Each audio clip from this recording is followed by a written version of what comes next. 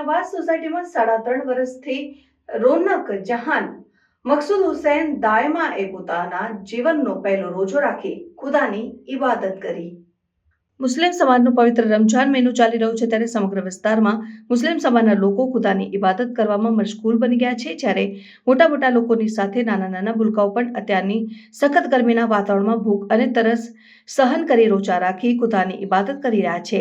વડોદરાના ગરીબ નવાઝ સોસાયટીમાં રહેતા મકસૂદ હુસૈન દાયમાની 3.5 વર્ષની સુપુત્રી રોનક જહાન દ્વારા જીવનનો પહેલો રોજો રાખી પોતાની કાલી ગેલી ભાષામાં ખુદાની વંદગી કરી હતી। 3.5 વર્ષની નાની ઉંમરે રોનક જહાન મકસૂદ હુસૈન દાયમા દ્વારા રોજો રાખતા ગરીબ નવાઝ સોસાયટી અને આજુબાજુની સોસાયટી દ્વારા રોનક જહાન દાયમા અને તેના પરિવારને અભિનંદન પાઠવવામાં આવ્યા હતા।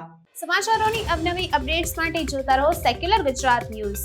સાથે સેક્યુલર ગુજરાત ન્યૂઝ ચેનલને લાઇક, શેર અને સબસ્ક્રાઇબ કરો અને બેલ આઇકોન દબાવીને સમાચારોની ઝડપી માહિતી મેળવો।